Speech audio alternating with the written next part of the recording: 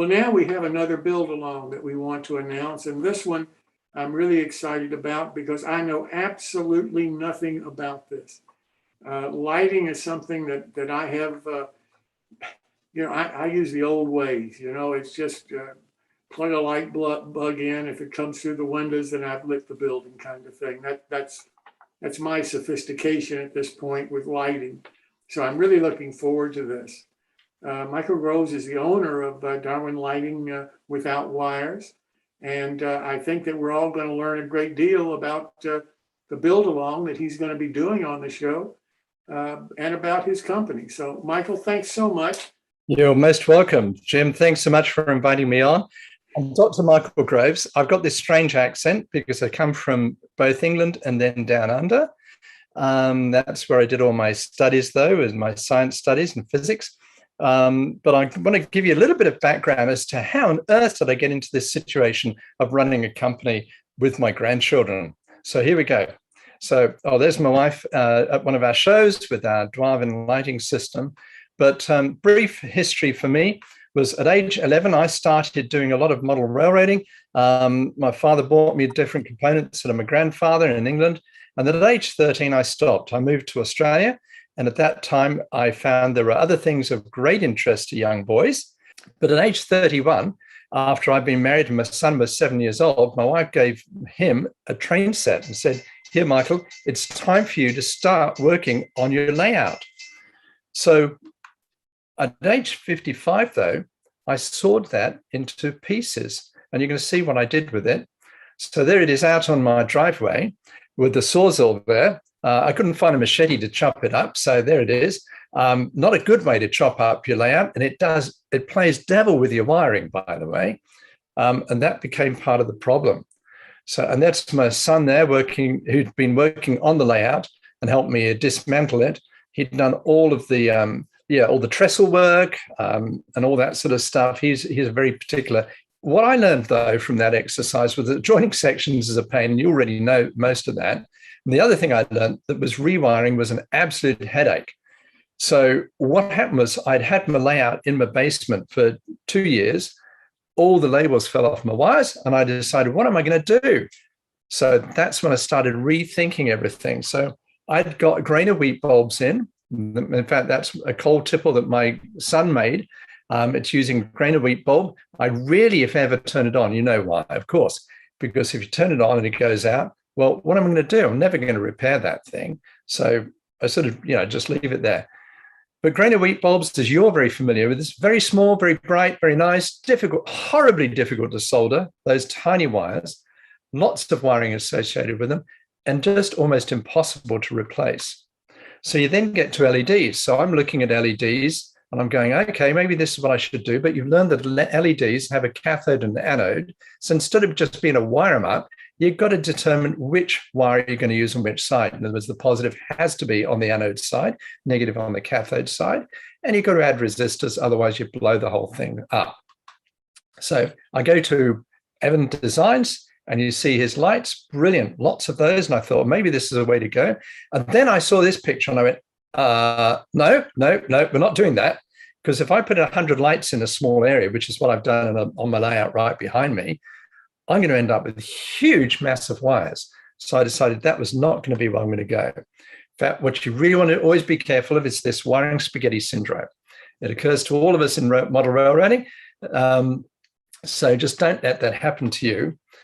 In fact, somebody, Rick Wilkins, I was up at the Big E meeting in 2019. He said, look at this nice picture of my my display board here, my control board. But he said, now take a look at the backside of it. That's quite a job, isn't it?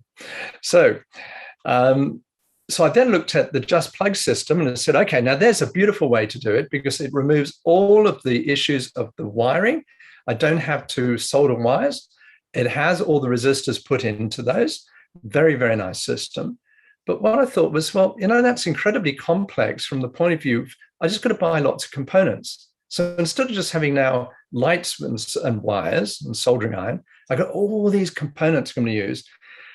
And I just decided, okay, well, there you go. Those are all the components that you need to put on. In fact, I called Woodland Scenics, said, what would it take to light up my system? And they gave me a whole big litany of items that I needed to buy. And I thought, oh, well, that's not quite the way I really want to go. So in LEDs, inexpensive and long lasting, polarity and voltage is critical. The spaghetti wiring is a big challenge, but the just plug system is a solution. So why didn't I go with it? Well, number one, I found it a bit too expensive. Still lots of wires. The wires break easily. In fact, I didn't really know that at the time, but now I've got a lot of customers that tell me that the wires break very easily. And honestly, they've told me it also limits creativity because you just got to use the system as it is, and it just limits. So what I did was I said to myself, how about fiber optics? Why don't we give that a go, right? No wiring, easy to install, but how are you going to power them? So I had people come to me and they said, no, you can't do that. It won't work. Hold a minute, I'm a physicist. When you say that to a physicist, you're sunk, right? We'll put you on the moon if you want. So I decided I'm going to give it a go. So what I decided was I really wanted sort of a realism. I wanted reliability on a system.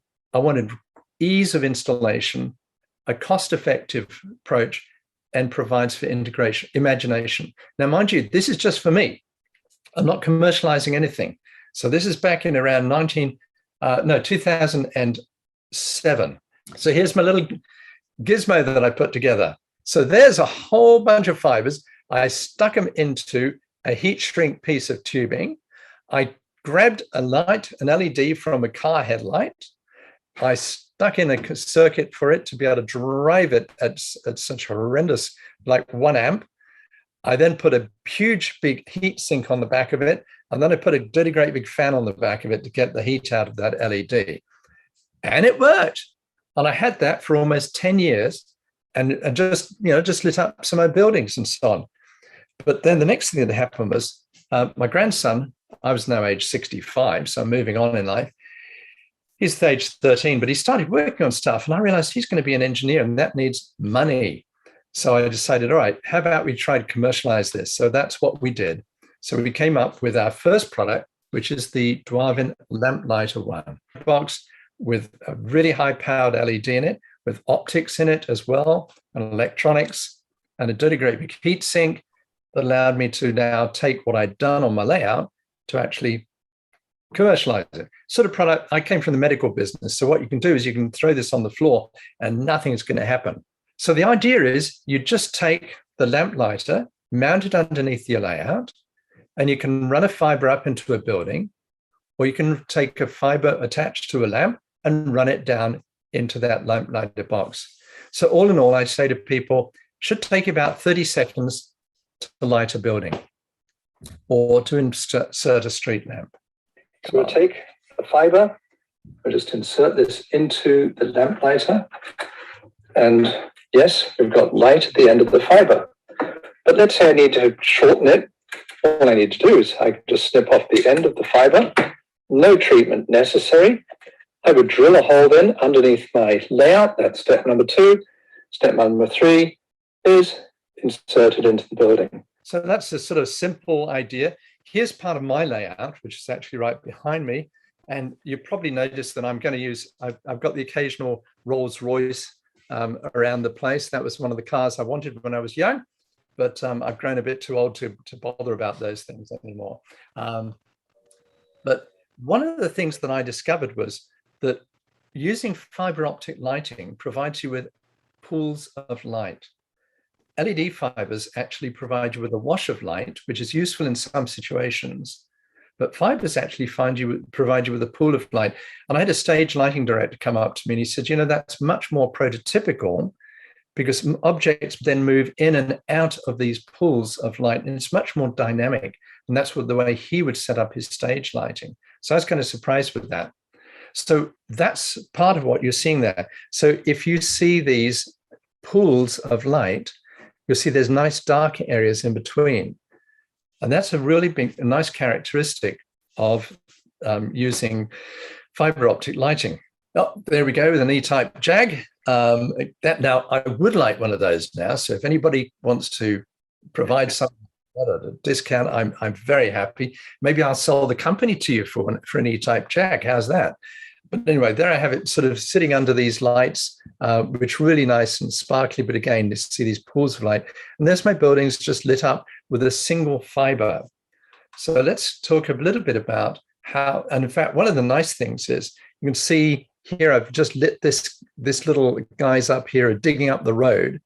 And if you don't have a light like this that provides a pool of light, you really don't see these characters because you just don't focus on them. So really, this provides a great way to focus.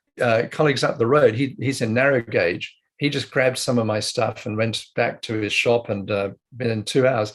He sent me these pictures. I love the one of the guy looking in the dustbin, or the garbage bin, I should say, in this country, with the light shining on it. I've introduced you to some of my folks. That's Benjamin, my youngest grandson. He makes all those lamps. So there he is making a production of those. One of the fun parts I did was, this is an English pub that I hand built out of my own mind, but what an English pub typically looks like, with a nice little beer garden out the front. And you can actually see some fibers poked up into the tree there. So that kind of adds to a bit of the glow there. I actually have some under the umbrellas for lights as well. But underneath, you actually see this fiber spaghetti, as somebody's described it. The fiber actually glows a little bit. And at first I thought, well, that's a bit of a bummer. Well, it doesn't lose much light. But one of the nice things about it is you can actually decide, you can see exactly where your fibers are going. You know what it's like with your wires. When something breaks, tracing through wires is a royal pain in the neck. Well, I have to tell you, the other day, I had an experience where I was very lazy and I had all my fibers, lying down, almost, draping on the ground. If you went under my layout, you'd probably strangle yourself. So I decided I better do something about it, because somebody was coming down to take a look at my layout. So I had about 100 lights. It took me 2.5 hours to replace every fiber and redo the whole layout of that. 2.5 hours is all it took me. So that's when I said to myself, I am so glad I went to fiber. All right. So I'm going to just keep moving on. Oh, by the way, this one of my customers, Paul McCarty, he's an N-scaler. He says his kids actually enjoy looking at the fiber spaghetti more than they do at the trains now. But so the lamp light is very bright LED. It's easy to mount. Very few components are needed. And it's very easy to trace the lighting. So basically, when you look at it, it's a 2-component system. So it's the lamp lighter itself, right? So that's that. And then you've got fiber, which you're going to add. So if you're just lighting buildings, virtually that's all you need, and you can get going with it. So if I was lighting houses, now let's get to some real brass tacks for a moment. We provide different sizes of fiber. The different sizes determine the amount of light you're going to get. It also determines the amount of flexibility in the fiber. So if we start at the top, 2mm fiber, that's pretty heavy amount of light. The amount of light I get from my box, my lamp light, is very intense. So I'd say, okay, so a 2mm is all you're going to need to light an O gauge type of house. I moved to a 1.5mm. And by the way, the light intensity is proportional to the square of the diameter, right? So 2 squared is 4, 1.5 squared is 2.25. So we're just about half the amount of intensity with a 1.5mm. It's more flexible, which is nice. Yes, it's good for O lamps, is what we use it for, but also HO houses. If I put a 2mm into an HO house, it's way too bright. And then I've got to dim it. And I dim it, by the way, by just pulling the fiber slightly out of the lamp lighter. Very simple, non-electronic, electrical way to do it. So I'd recommend a 1.5mm for an HO house. Go to 1mm. So now again, we're down to 1 squared, obviously is 1. So that's half the intensity of a 1.5mm. That's really suitable for N-scale houses. Again, put a 1.5mm in an N-scale house, and it's way too bright. But all our HO lamps that we sell use a 1mm fiber. Well, how about a 0.75? So now again, we're about half the intensity. That's useful for N-scale lamps. That's what we do.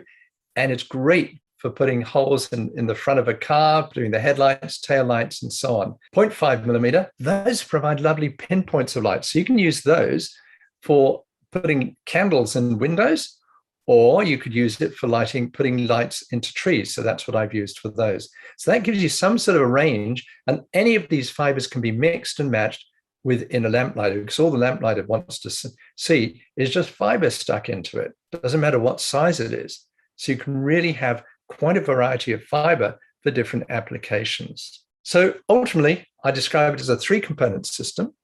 So it's lamplighter, the fiber, and then if you want lamps. And really, it's as simple as that. And that's why you could see how I reacted to the Woodland Scenics approach, a beautiful approach, but it just didn't suit my needs, because I want to have a lot of flexibility. I want to be able to play with this stuff and have a lot of fun.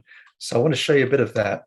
So there's part of my layout right behind me, and it's about 6 foot. And that's where I've got about 100 different lights in buildings, street lights, you name it. I mean, this is my test bed. So that's why I get to be able to play with it. Here is a diorama that I use. If you've seen me at a show, you're going to see this diorama. So I have these buildings back there. Each building is lit with 1.5 millimeter fiber, because these are HO size houses. And I have the fiber pointing in slightly different directions. Here it's pointing towards the back of the house. Here I'm pointing it slightly up to the left here. And this one's pointing a little bit more just to the front. So you can get some idea. You can vary the lighting very easily by where the direction you point the light. Let's take a look at some other features on here. Well, be creative. So you want a spotlight. You might want a spotlight on the front of a building. Here I've just put on a sign.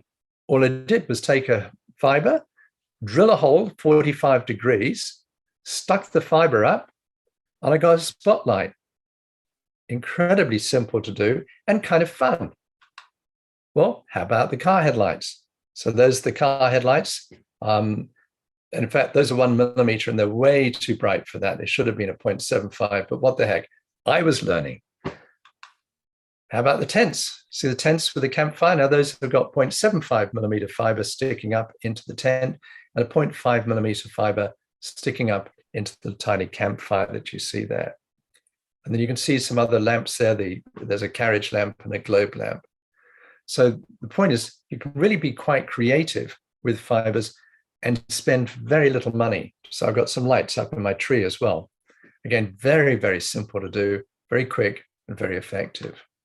So that's the product, is the Lamplighter 1 product. Very, very simple. You stick the fibers in one end of it, and the one end actually has a grommet in it, which holds the fibers in place.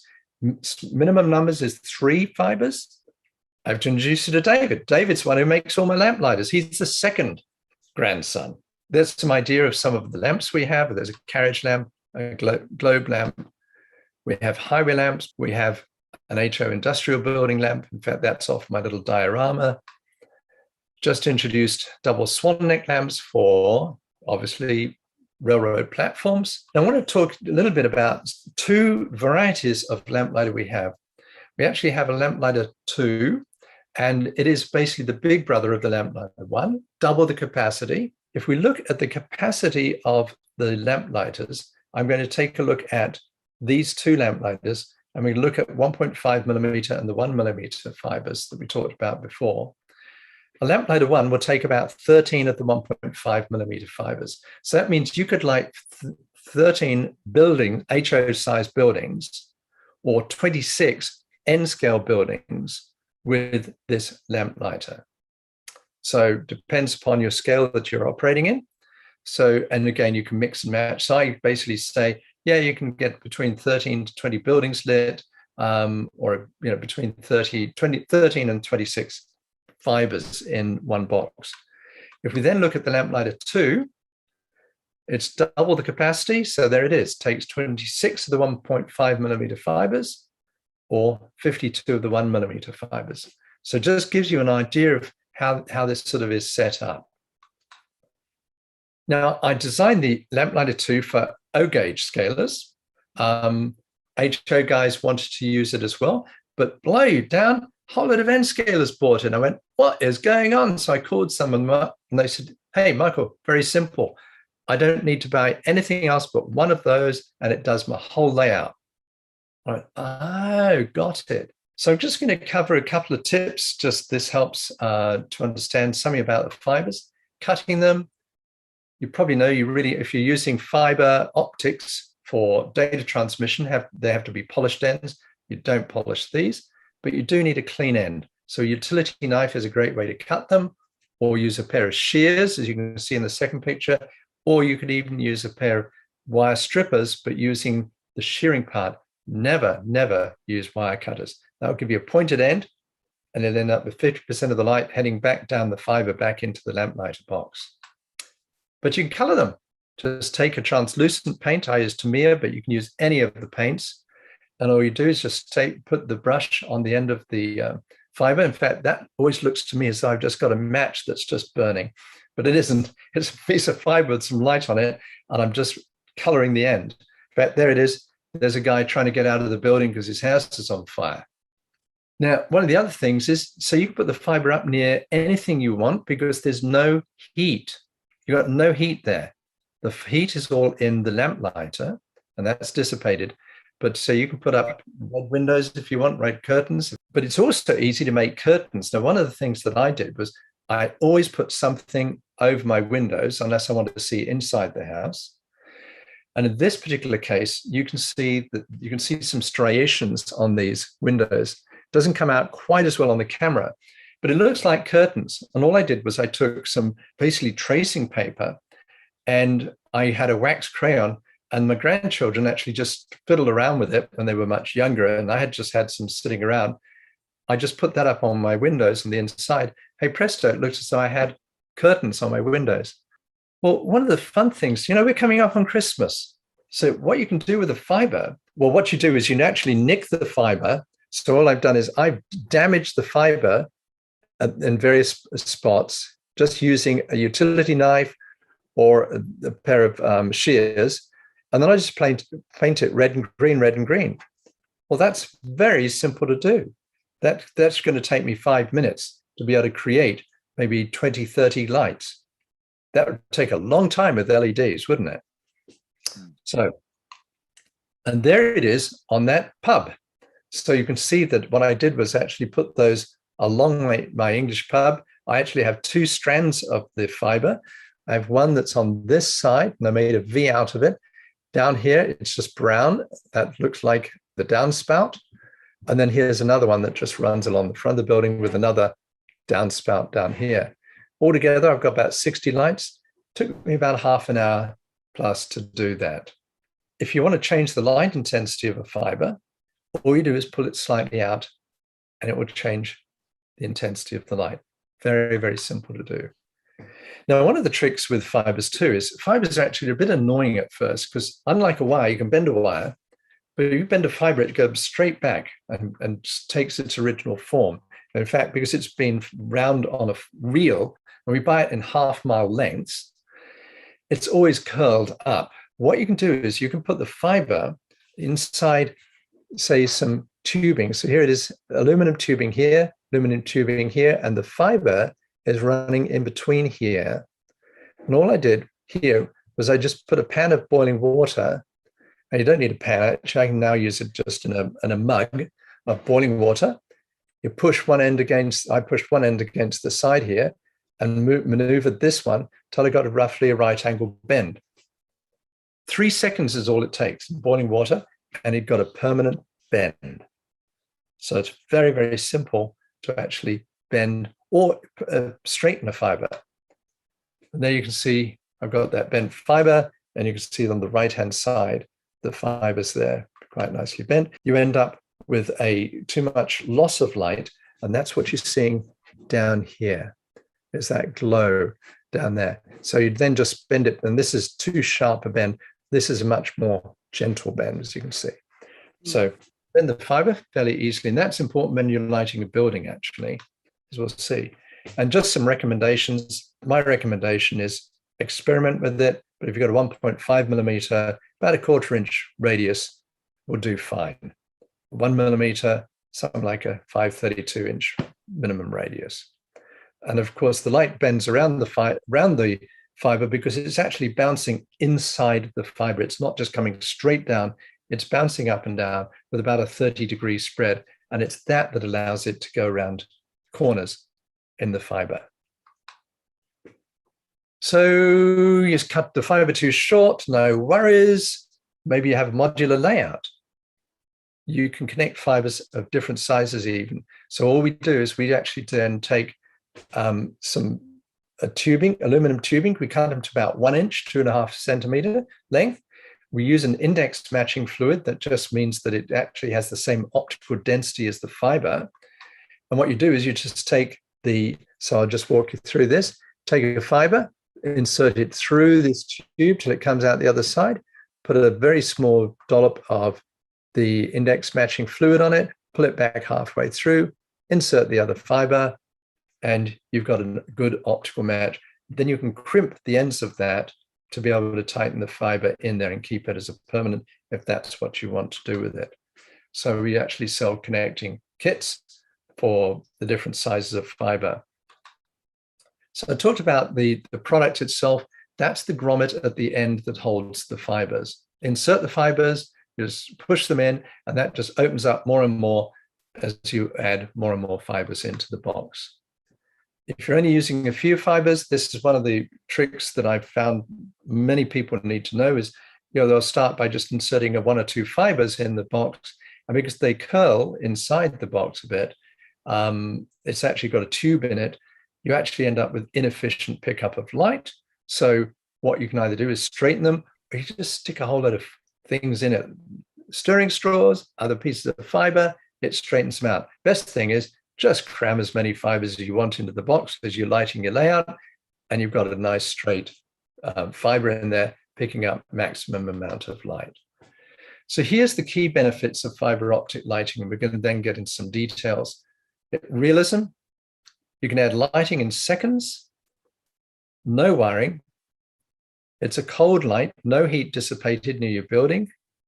It's a cost-effective solution, but more importantly for me, it allows for creativity, and I believe it actually is the next generation of lighting.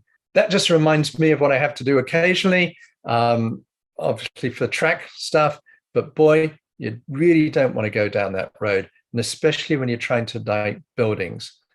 So it's a simple system. It's a 1, 2, 3 product. Basically, mount the lamplighter, drill a hole safely and carefully, and then add the fiber into the box and up into your layout. So let's look at some building lighting techniques.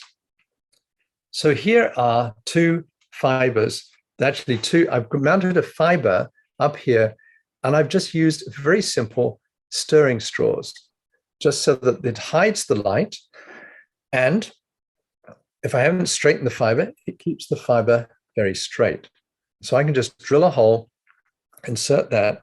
I would then have my lights, obviously, on the fiber at the top there.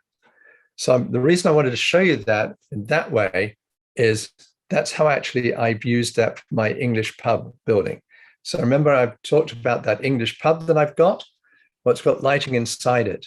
So what I did was, here's another building, and you can see this is my stirring straw with my fiber stuck at the top. And what I do is, if I'm building this and I've got access to the building, then I'll do something like this, because I can put it up behind a wall. I don't want to put it near a window because I don't want to see the fiber. I just want to see the effect of the light. And so I'll put this up against a wall, and there's my light shining there. Now I'm going to just take us back through the couple of slides here. Yeah. So you saw there's this window down here. There's my little bay window where you can sit there and enjoy, have a pint of beer and look out over the river. But looking down into it, so I've got it lit inside, and there's my carpet, and I've got a table inside and so on. And I've got a picture on the wall as well. So as I look inside my pub, I can see all of this stuff, and it's very easily lit with the fibers that I used. So basically what I did was I've run my fibers up on the inside here in a couple of places using the stirring straw technique. and then the light is just dispersed into the building. And actually I have about 4 fibers that I've used to light this building.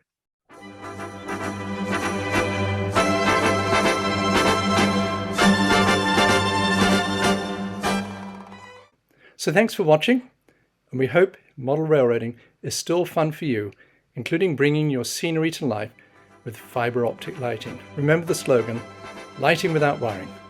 It will put a smile on your face.